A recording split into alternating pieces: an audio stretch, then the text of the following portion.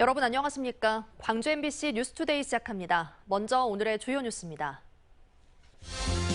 광주 학동 참사가 발생한 지 어느덧 1년을 넘기고 있습니다.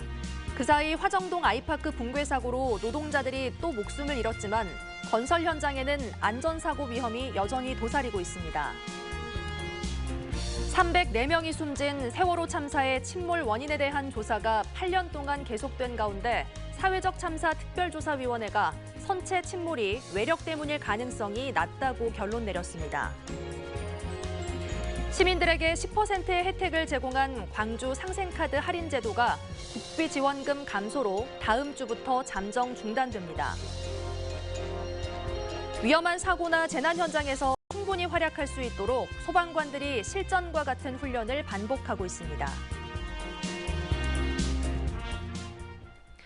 철거 중이던 건물이 무너져 내려 시민 9명이 목숨을 잃은 광주 학동 참사가 오늘 일주기를 맞습니다.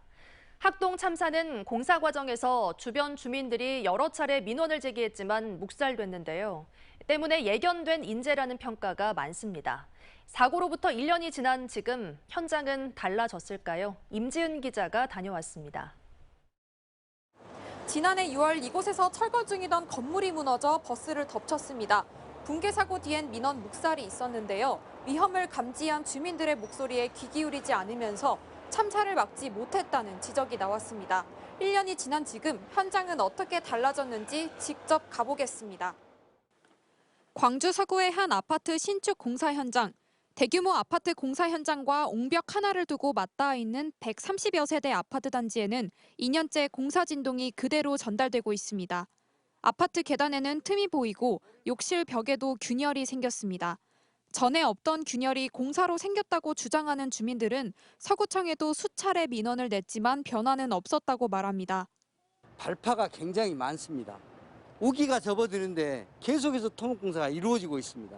사실은 주민들이 굉장히 불안해하고 있습니다. 취재진이 직접 민원 내용을 전달해봤지만 돌아오는 건 무성의한 대답뿐입니다. 힘도 있다고는 하시는데 가서 들어보면 저는 뭐 느껴본 적은 없어가지고 사실. 재개발 사업이 진행 중인 동구의 다른 아파트 신축 공사 현장도 마찬가지입니다. 주변에 밀집한 상가와 주택벽에는 균열이 생겼는데 주민들은 중장비가 동원될 때마다 전등이 흔들릴 정도의 진동 피해가 발생했다고 주장합니다. 학동 참사로 커진 불안감에 민원을 제기했지만 점검은 수박 겉핥기에 불과했습니다. 시공사나 시행사의 어떤 대변이나 나팔수 역할을 하고 있지 않는가라는 서운함도 많이 느끼고 있고요. 답변은 언론적인 답변이 대부분이기 때문에 두 개 아파트 신축 공사 현장에서 소음과 분진, 균열을 이유로 구청에 접수된 민원은 현재까지 150여 건. 하지만 개선 명령이나 과태료 부과 등 행정 조치가 취해진 건 15건에 불과했습니다. 자치구는 민간 공사에 개입할 수 있는 여지가 좁다는 입장입니다. 참 조율하는데 어려움이 있는데요. 민간 사업이다 보니까 저희들이 관여할 수 있는 게 한계가 있습니다. 붕괴 하루 전 철거 공사가 위험해 보인다는 민원이 접수된 학동 참사. 콘크리트 조각 낙하 등 300여 건의 주민 호소가 있었던 화정동 아파트 붕괴 사고. 예견된 참사였다는 사후 약방문식 진단은 학동 참사 1년을 맞았지만 여전히 계속되고 있다는 지적이 나옵니다. MBC 뉴스 임지은입니다. 광주시가 건설 현장 관리 매뉴얼을 제작해 일선 자치구와 건설 현장에 배포합니다. 광주시에 따르면 화정동 아이파크 붕괴 사고를 계기로 지난 3월부터 진행한 202개 건설 현장에 대한 안전점검이 오늘 마무리됩니다. 광주시는 안전관리계획 수립 절차와 감리원 배치 등 점검 과정에서 발견된 위법 사항에 대해 해당 자치구에 조치를 의뢰하는 한편 관리 매뉴얼과 현장 점검 리스트를 제작해 배포하기로 했습니다. 요 며칠 흐리고 비가 내리는 날이 많았죠. 오늘은 고기압의 가장자리에 들면서 어제보다 비교적 맑은 날씨 회복하겠습니다. 다만 하늘 모습 보시면 현재 구름 가득한 모습인데요. 종일 이렇게 구름은 많이 지날 것으로 예상됩니다. 구름 사이로 볕이 내리쬐면서 오늘 기온은 어제보다 높게 오르겠습니다. 아침 기온 어제와 비슷하게 출발한 가운데 한낮 기온은 27도로 어제보다 3도가량 높겠고요. 평년 수준의 기온을 보이겠습니다. 요즘 먼지 걱정은 없습니다. 광주와 전남 전권역에서 미세먼지 농도 좋음 수준 보이고 있습니다. 활동하기 수월하겠습니다. 날씨 정보였습니다. 세월호 참사에 대한 침몰 원인 조사가 지난 8년 동안 계속돼 왔는데요. 사실상 마지막 조사기구인 사회적 참사 특별조사위원회가 선체 침몰 원인으로 잠수함 충돌 등 외력의 가능성은 낮다고 결론 내렸습니다. 김진선 기자가 보도합니다. 세월호 침몰 당시 충격을 느꼈다고 진술했던 일부 목격자들. 그 날개 부분에 나는 한쪽이 걸려가지고 배가 돌아갔다가 내가 이쪽으로 계속 돌리고 있는데도 이쪽에 계속 뭔가 잡아당기는 그런 느낌을 갖다가. 인양된 선체에서도 최대 25도까지 돌아갈 수 있는 스테빌라이저가 50도 이상 돌아가 있던 점 등을 토대로 잠수함 충돌과 같은 외력이 작용한 것 아니냐는 의혹이 제기돼 왔습니다. 앞서 세월호 선체조사위원회가 선체 내부의 문제로 침몰했다는 내인설과 외력의 가능성이 있다는 열린한 두 결론을 따로 냈던 이유입니다. 저 현상이 어떤 경우로 무엇 때문에 발생했고 그것이 우리 침몰 원인과 어떻게 관계가 되어 있는지를 밝혀야 되는 것이고요. 침몰 원인 규명 과제를 이어받은 사회적 참사 특조위. 3년 넘게 이어진 위원들의 활동은 오는 10일 종료됩니다. 6명의 위원들은 그동안의 조사 결과를 바탕으로 세월호 침몰 원인에 대해 외력의 증거를 확인할 수 없다는 결론을 내기로 의결했습니다. 세월호가 낮은 보건성 등 선체 내부 문제로 침몰했다는 내인설에 가까운 결론입니다. 사참위의 세월호 조사기구인 진상규명국이 기존 내인설의 근거를 기각하고 외력의 증거를 찾는 데 초점을 맞춰왔던 만큼 반발도 나왔습니다. 조사관들도 조사관으로서의 양심이라는 게 있는 거거든요. 그러니까 판단되었지만 그것을 확정할 수 있는 근거를 찾는 데는 사실은 이 한계가 있었다라는 부분을 명확하게 한 건데. 사실상 조사를 맡아온 진상규명국의 의견을 받아들이지 않은 전원위원들. 외력 가능성을 여전히 주장하는 진상규명국의 의견을 소결론으로 기재하기로는 했지만 외력 가능성은 낮다는 종합 결론의 보고서를 오는 9월 10일까지 완성해 국회와 대통령에 보고할 계획입니다. MBC 뉴스 김진선입니다. 화물연대 총파업이 이어지고 있는 가운데 차량의 출입을 방해했다는 혐의로 조합원이 연행된 것을 두고 노조와 경찰의 입장이 부딪히고 있습니다. 민주노총 화물연대 광주본부는 화물 차고지에 주차된 조합원 A씨의 차량은 입구를 막은 게 아닐 뿐더러 다른 차량의 출입도 정상적으로 이루어지고 있다면서 경찰의 연행은 과잉 진압이라고 밝혔습니다. 이에 대해 경찰은 해당 구역의 차량을 모두 이동시키던 중 A씨가 차량을 갑자기 주차시켰다며 업무방해 혐의 체포는 정당한 판단이었다고 반박했습니다. 지난해 대리수술 행위가 적발됐던 광주의 한 척추 전문 병원에서 또 다른 대리수술 의혹이 제기됐습니다. 광주경찰청 반부패 수사대는 광주 서구 화정동의 한 척추 전문 병원에서 대리수술이 이루어졌다는 병원 관계자의 고발장을 지난달 추가로 받아 의사 3명과 간호조무사 3명을 입건했습니다. 이번에 고발된 간호조무사 3명은 지난해 제기된 대리수술 의혹으로 처벌받은 의료진이고 의사 3명은 새롭게 입건된 의료진입니다.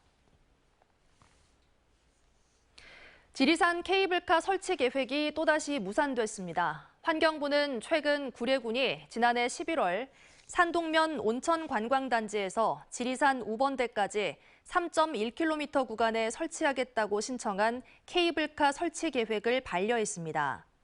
전북 남원과 경남 산청, 함양 등 4개 지자체 단일 노선화라는 조건을 지키지 않은 것과 반달가슴곰 보호구역과 설치 기반 등 환경성과 기술성 평가에 미흡한 점이 반려 사유로 꼽혔습니다.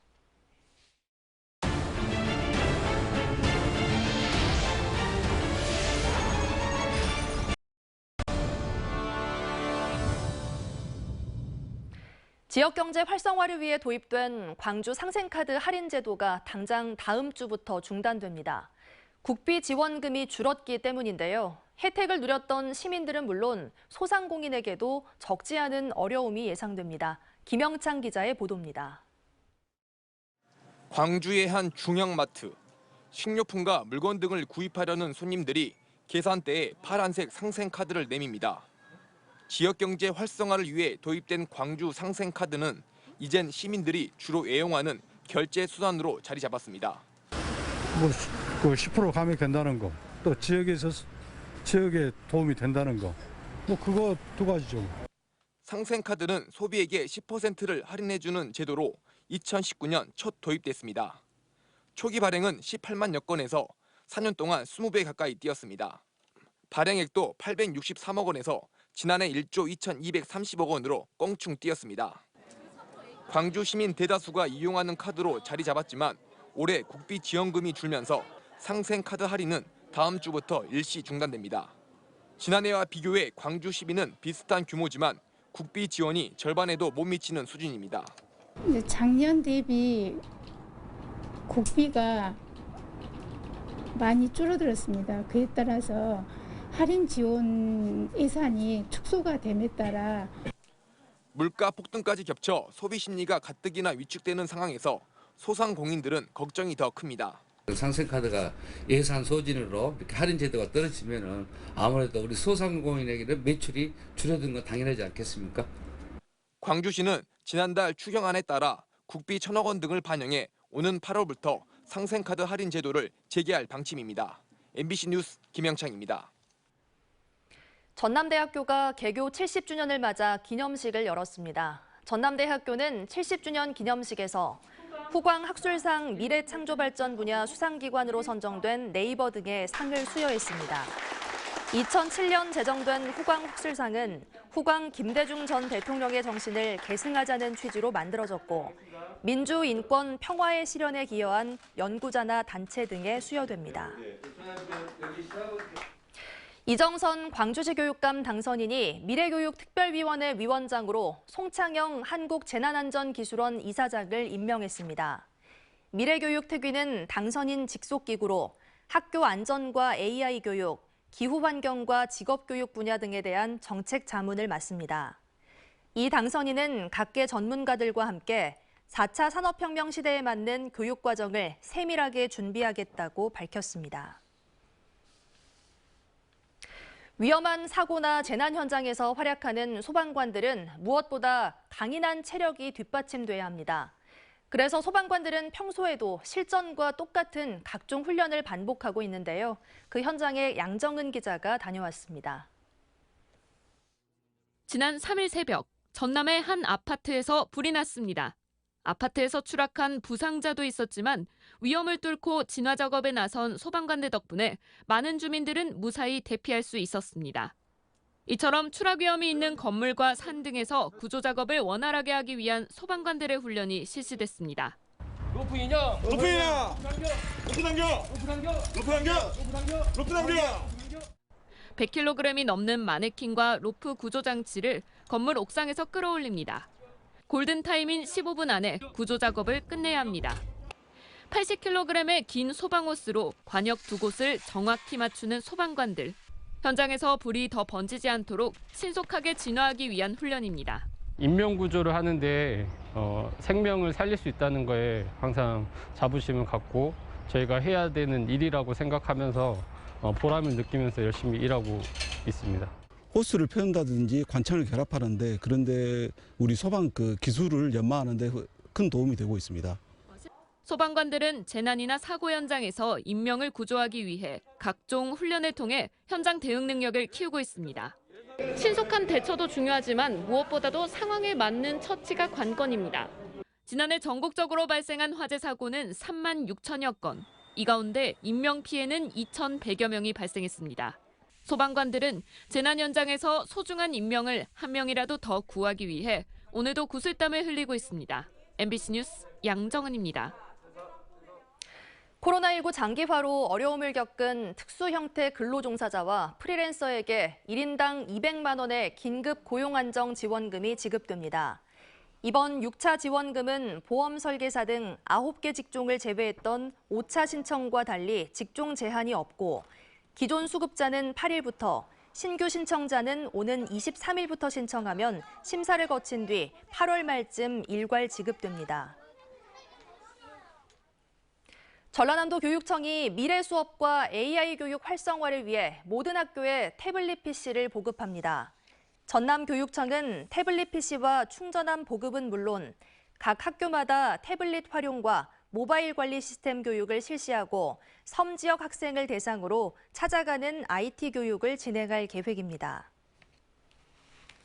요 며칠 날이 흐리고 비가 내렸죠. 오늘은 고기압의 가장자리에 들면서 어제보다 비교적 맑은 날씨 예상되는데요. 보시는 것처럼 구름은 가득한 상태입니다. 종일 이렇게 구름이 많이 지나는 날씨 예상됩니다. 구름 사이로 볕이 쏟아지면서 오늘 어제보다 기온은 높게 오르겠습니다. 광주의 아침 기온 16도 안팎으로 어제와 비슷하게 출발했고요. 한낮 기온은 27도 안팎으로 어제보다 3도가량 높은 가운데 평년 수준의 기온을 보이겠습니다. 요즘 먼지 걱정은 없습니다. 광주와 전남 전권역에서 미세먼지 농도 좋음 수준 보이고 있습니다. 활동하기 수월하겠습니다. 대부분 지역에서 무난한 날씨 예상됩니다. 장성의 낮 기온 27도 보이겠고요. 나주의 낮 기온 26도 예상됩니다. 큰 더위 없겠습니다. 완도의 낮 기온 23도 안팎 예상됩니다. 여수의 낮 기온은 22도 안팎 보이겠습니다. 바다의 물결은 최고 1m에서 2m 안팎으로 비교적 잔잔하게 일겠습니다. 낮 기온은 점차 오름세를 보이겠고요. 토요일 광주의 낮 기온 30도 안팎까지 오를 전망입니다. 날씨 정보였습니다. 이상으로 뉴스 마칩니다. 시청해주신 여러분 고맙습니다.